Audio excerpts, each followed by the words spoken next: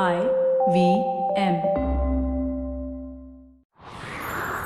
It's story time.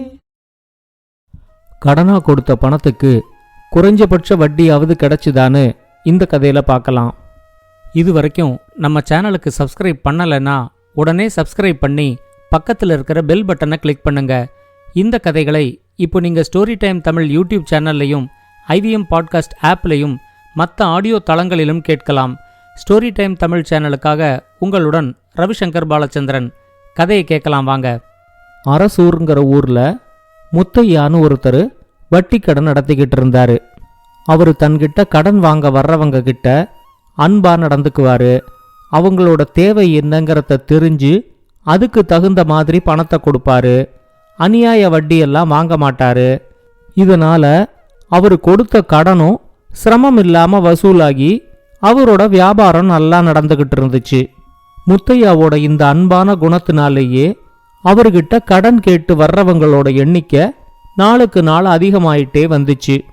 ஒரு கட்டத்துல தன்னால தனியா இந்த கடையை நடத்த முடியாது அப்படிங்கறத உணர்ந்துகிட்டு முத்தையா கடன் வசூல் செய்யறதுக்கு கணக்கு வழக்குகளை பார்க்கறதுக்குன்னு 4 பேரை வேலைக்கு வச்சுக்கிட்டாரு. முத்தையாவுக்கு அருணாசலம்னு ஒரு சொந்தக்காரன் இருந்தான். தானே எல்லா வேலைகளையும் செஞ்சுக்கிட்டு தனியா கடன் நடத்திக்கிட்டு இருந்த முத்தையா 4 பேரை வேலைக்கு வச்சு வட்டி வியாபாரம் செய்யறத பார்த்ததும் தானும் அத மாதிரி வட்டி வியாபாரம் செய்யணும் அப்படின்னு அருணாச்சலம் ஆசைப்பட்டான். அவனுக்கு ஒரு யோசனை வந்துச்சு. முத்தையா 1 லட்சம் ரூபாய் கடனுக்கு ஒரு வருஷத்துக்கு 15,000 ரூபாய் வட்டி வாங்குறாரு. தானும் வட்டி வியாபாரத்தை ஆரம்பிச்சு 1 லட்சம் ரூபாய் கடனுக்கு ஒரு வருஷத்துக்கு 7,500 ரூபாய் மட்டும் வட்டி வாங்கினா கம்மியான வட்டியில பணம் கடன் கிடைக்கிறதுனால நிறைய பேர் தன்னை தேடிக்கிட்டு வருவாங்க, தன்னோட வியாபாரமும் நல்லா நடக்கும் அப்படின்னு நினைச்சான். அருணாச்சலத்துக்கு ஒரு நல்ல குணம் உண்டு. வாழ்க்கையில எந்த பெரிய முடிவுகளையும் அவன் தானே எடுத்துட மாட்டான். தன்னோட மனைவி கிட்டையும் கேட்டு அவங்களோட கருத்துக்கும் மதிப்பு கொடுப்பான். பல நேரம் தன்னோட எண்ணத்தை விட தன்னோட மனைவியோட எண்ணம் சரியா இருந்திருக்கு அப்படிங்கறதையும் அவன் புரிஞ்சுகிட்டு இருக்கான். அதனால தான் ஆரம்பிக்க போற வட்டி வியாபாரத்தை பத்தி அவன் தன்னோட மனைவி கிட்ட சொல்லி அவங்களோட கருத்தை கேட்டான். அவங்க கொஞ்சம் யோசிச்சுட்டு அருணாச்சலத்துக்கிட்ட சொன்னாங்க, நீங்க அவசரப்பட்டு யாருக்கும் பணம் கடனா கொடுத்துடாதீங்க, அது அவ்வளவு லேசில நமக்கு திரும்பி வராது. வட்டிக்கு ஆசைப்பட்டு நாம கொடுத்த முதலே திரும்ப வரலன்னா நமக்கு பெரிய அளவுல நஷ்டம் ஏற்பட்டுரும்.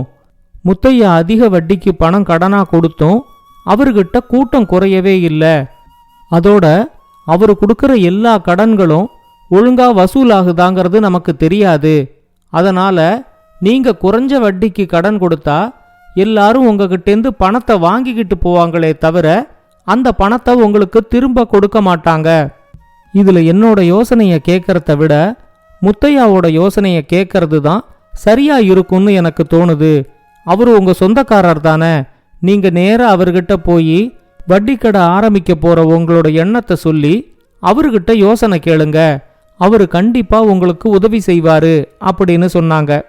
அருணாச்சலமும் முத்தையாவை சந்திச்சு வட்டி கடை நடத்த போற தன்னோட எண்ணத்தை சொல்லி அவரோட யோசனைய கேட்டான். அவரு அருணாச்சலத்துக்கிட்ட சொன்னாரு, நல்ல வேளை நீ கடையை ஆரம்பிக்கிறதுக்கு முன்னாடி என்கிட்ட வந்து யோசனை கேட்ட. நான் 25 வருஷமா இந்த வியாபாரத்துல இருக்கிறதுனால இதுல இருக்கிற எல்லா பிரச்சனைகளுமே எனக்கு தெரியும். பணம் கடனா வாங்க வர்றவங்கள பத்தி நல்லா தெரிஞ்சுக்காம பணத்தை கடன் கொடுத்தா அதை திரும்ப வசூல் பண்றது ரொம்ப கஷ்டமாயிடும். இது கத்தி முனையில நடக்கிற மாதிரி. பணம் இருக்கிற எல்லாராலையும் இந்த வட்டி வியாபாரத்தை ஒழுங்கா செஞ்சிட முடியாது. எனக்கு இதுல நல்ல அனுபவம் இருக்கிறதுனால நானே என்னோட வட்டி வியாபாரத்தை விரிவுபடுத்தலான்னு இருக்கேன். அப்படி விரிவுபடுத்துறதுக்கு எனக்கும் பணம் தேவைப்படுது. நீ ஒரு வட்டி கடையை ஆரம்பிச்சு 1 லட்சம் ரூபாய் கடனுக்கு ஒரு வருஷத்துக்கு 7,500 ரூபாய் வட்டி வாங்கலான்னு நினைச்சுக்கிட்டு இருந்த. நீ எவ்வளவு பணம் முதல் போடலான்னு நினைச்சுக்கிட்டு இருந்தியோ அந்த பணத்தை நீ என்கிட்ட கொடு.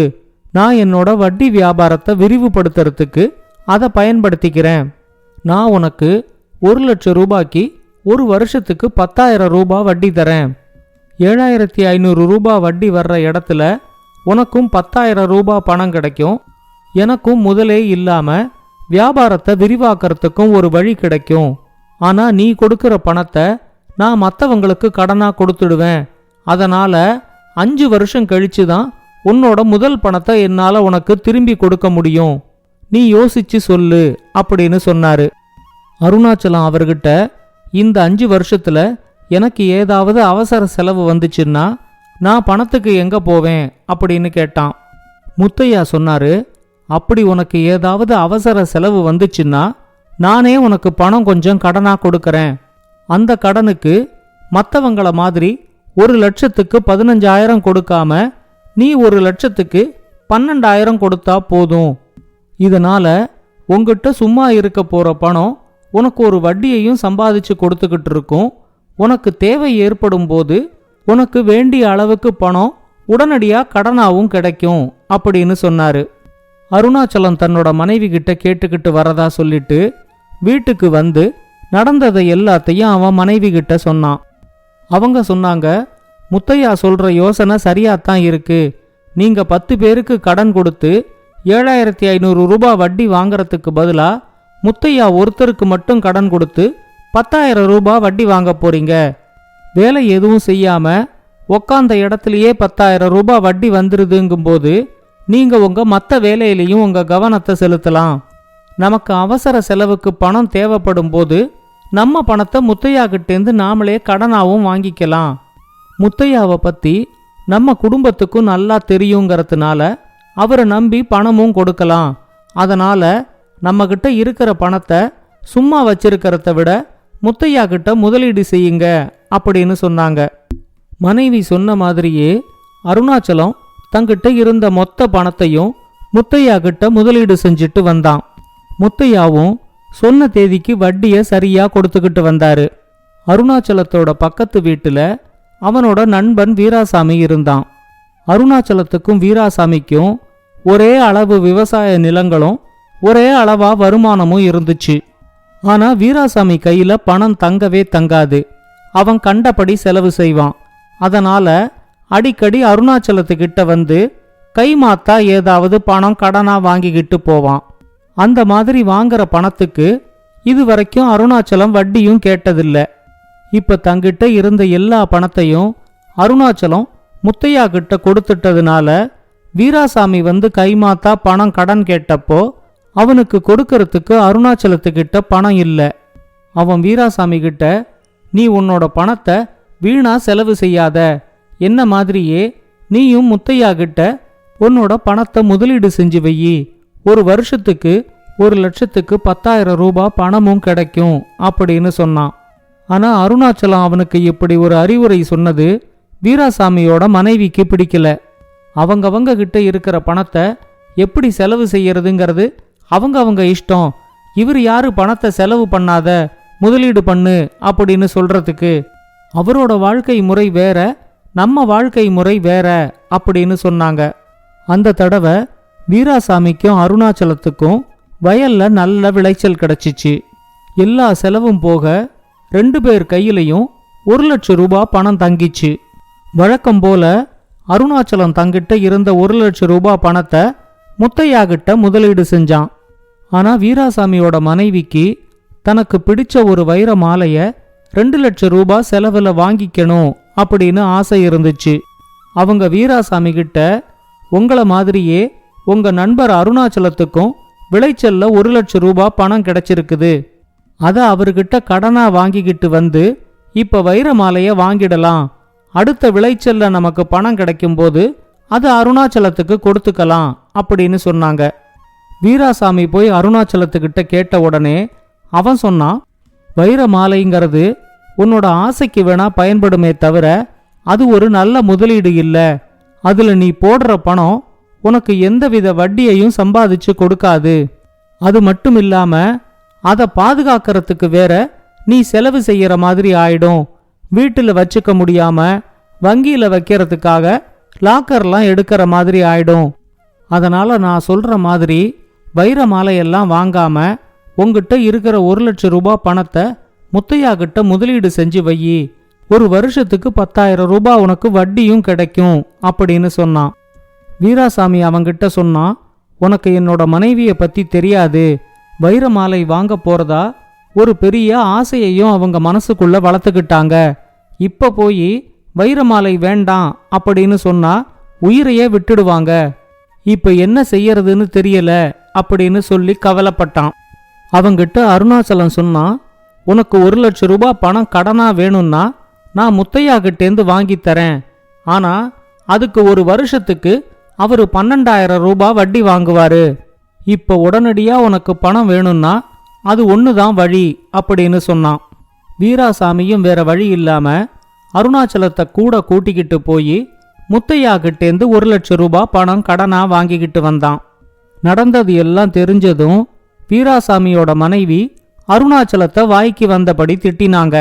எப்ப உங்ககிட்டயே வட்டி வாங்குறாரோ இனிமே அவரை உங்களோட நண்பர்னு சொல்லிக்காதீங்க அப்படின்னெல்லாம் சொன்னாலும் வீராசாமி கொண்டு வந்த பணத்தை வச்சு தனக்கு பிடிச்ச வைரமாலைய வாங்கிக்கிட்டாங்க.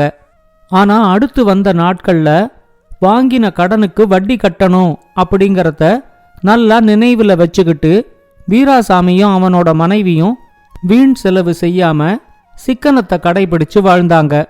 அடுத்த 6 மாசத்துல விளைச்சல்ல வந்த பணத்தையும் இவங்க சேர்த்து வச்ச பணத்தையும் எண்ணி பார்த்தப்போ அதுல 1,06,000 ரூபாய் இருந்துச்சு.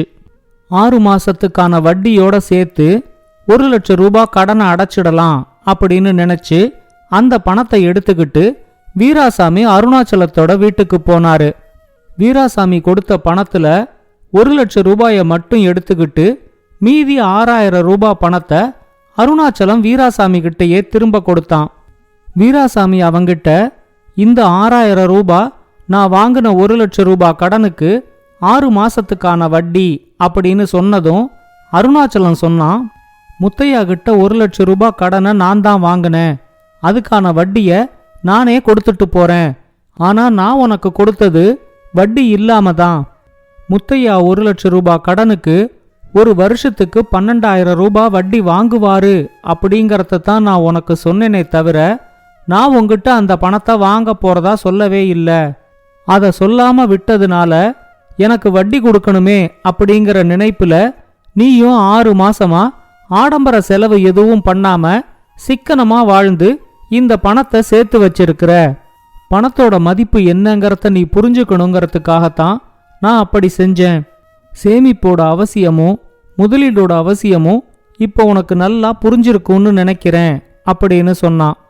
அவன் சொன்னதுல இருந்த நியாயத்தை புரிஞ்சுக்கிட்டு அதுக்கப்புறம் வீராசாமியும் ஆடம்பர செலவுகளை தவிர்த்து சிக்கனமா வாழ்ந்து நிறைய பணத்தை முதலீடு செஞ்சு நல்லா சம்பாதிச்சு சந்தோஷமா வாழ்ந்தான். இந்த கதையை பத்தின உங்களோட கருத்துக்களை ஸ்டோரி டைம் தமிழ் யூடியூப் சேனல்லையும் பாட்காஸ்ட்லையும் பின்னூட்டத்தில் கமெண்ட்ஸா பதிவு பண்ணுங்க. இது மாதிரி பல பாட்காஸ்டுகளை கேட்க ivmpodcast.com இணையதளத்துக்கு வாங்க, இல்ல IVM பாட்காஸ்ட் ஆப்பை டவுன்லோட் பண்ணுங்க. இந்த கதை உங்களுக்கு பிடிச்சிருந்தா லைக் பண்ணுங்க, கமெண்ட் பண்ணுங்க, ஷேர் பண்ணுங்க. மறக்காம ஸ்டோரி டைம் தமிழ் சேனலை சப்ஸ்கிரைப் பண்ணுங்க. அப்படியே பக்கத்துல இருக்க அந்த பெல் ஐகானை கிளிக் பண்ணுங்க.